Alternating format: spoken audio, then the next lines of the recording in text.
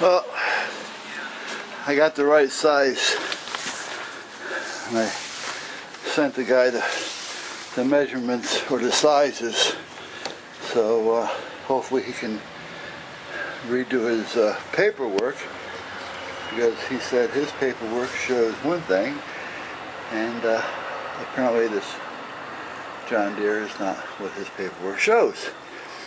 So I'm thinking that he's probably trying to combine 2 or 3 tractors into one pattern, and forgot the little footnotes. So, but anyway, now I'm getting ready to put the bucket on, the weight bucket, and basically here's how it goes. It goes, got the tripod on my way now.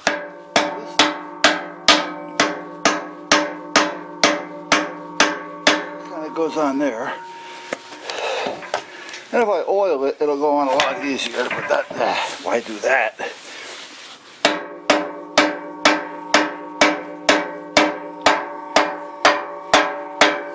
So I'll make a lot of noise for you.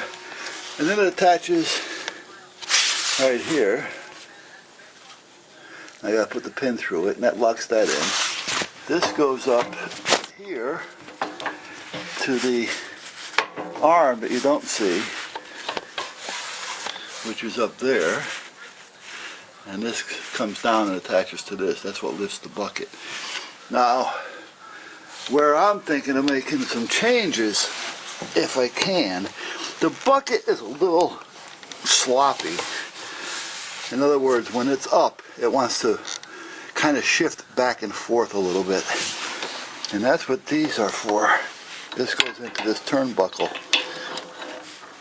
Now, that's the way they want you to put it on there, and then I just turn the buckle and it tightens this one in play, and that gives me a little bit of slop. Now, it's not going to work if I go from this one to that one and cross them. However, though, if I take this rod out and put this on this side, I think it'll give me enough to make it tighter, so I don't get that little swag when I'm running.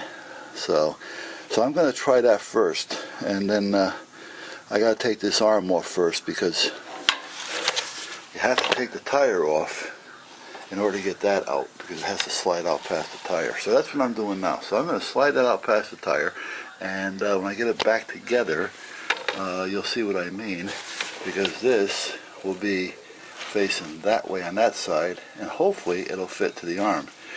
Now, if that doesn't work, what I'm thinking of doing is just coming off the bottom bracket, which is right there, cut a piece of piece of flat stock, maybe 3/8 or so. Cut it so it'll hang over that little hook there, because that's just a little hook I can hang over. Come out with it and attach to these bars, and I can still use this, which goes to there, and it'll still lift using the pistons, and because it'll be more of a permanent and direct, it will probably take away a little swaggle. So again, building something that comes right across, down, boom, I can just hook on, and then when I hit the lift button, it just lifts it up for me. So that's what I'll do if, in fact, this doesn't want to work right. Will I do it now? Probably not. That's going to be a summer project, because right now I want to get this on here and get ready for the winter. Well, guys, if I can stop moving around here. Now, you can see what I was talking about here, within the shadows. This one over here, whoops, alright, where am I? Hello, hand, oh, there we go. Now, see how this one goes this way, so it's on the outer side, it's facing the outer side, and that's why I had a lot of slop. I turned this one around just to see if it would work, and I put it on the inside. So originally this was over here instead, so I just took the bar out and swapped it around. Now, as far as the tension goes, it isn't real tight just yet. I can tighten it up a few more turns. It's not going to have as much bite, but I am going to be able to see the full thread coming through on both sides by the time I get it tight. So I think that's going to work better for me and take away some of that swaying that I was getting. Between that and the adjustments on this, here and here, I think that'll do it. So that's what I'm going to do.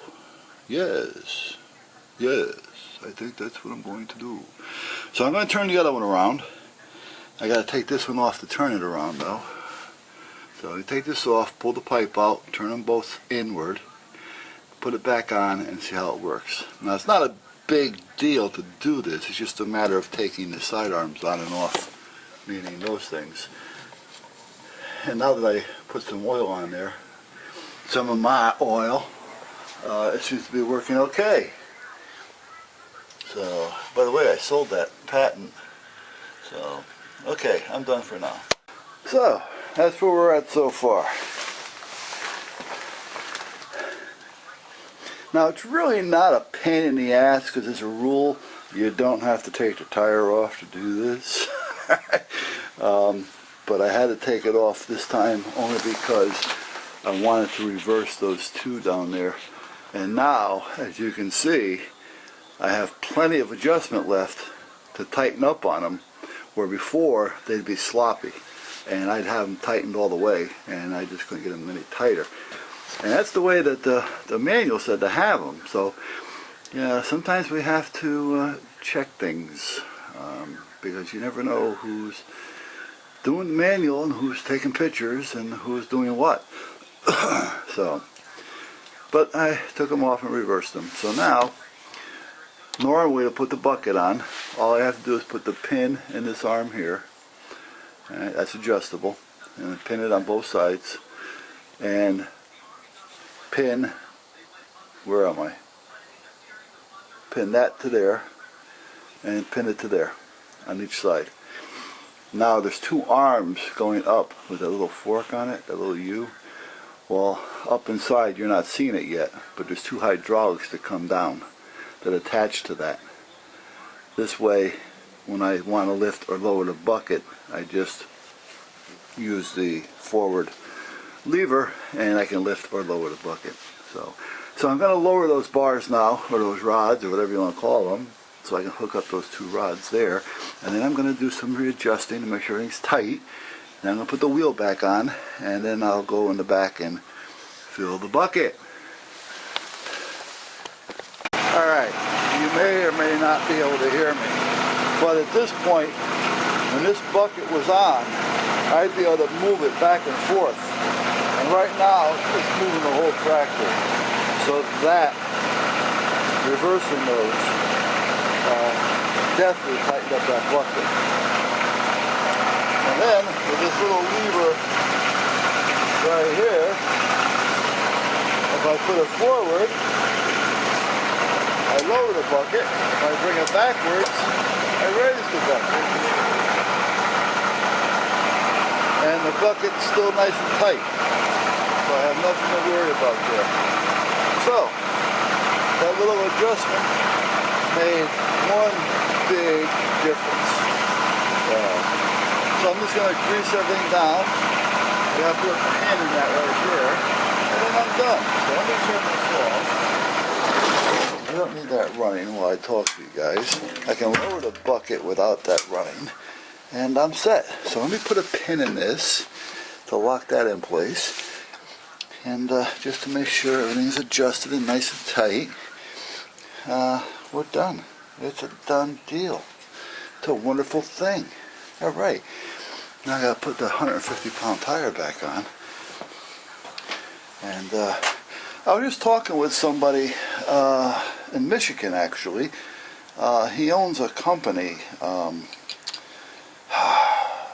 I can't think of the name of it. Anyway, his product weighs 11 pounds per gallon. And he says my tire will hold 25 to 28 gallons easily. So that means each tire will weigh close to 300 pounds if I put his product in there. And he also said that he hasn't got any type of anti-punction, or anti-sealer or seal-proof or whatever in his product, but there is a product that will work with his product so that if I do get a puncture, it will seal the hole without me losing a whole lot of product. And the other thing is, his product is only going to cost me like $200 for a 60-gallon drum or a 55-gallon drum, which is a lot cheaper than antifreeze. And it's environmentally friendly, as antifreeze is not. So next year, if we're still in Connecticut, which I hope not, but it looks like it may be, what I will do is I will either just buy all new tires and start fresh. Well, the front ones are new. I just bought those this past summer. But buy some new rear tires, keep these as spares, buy tires, rims. I'll drain these, clean them, let them sit empty, and then see what happens, and maybe put that other product in there. But anyway, I got that done, so I got to get that tire on there, and I got to talk to the guy about the spacers. So let me get that on, and I got to call him, and I'll let you know what goes on.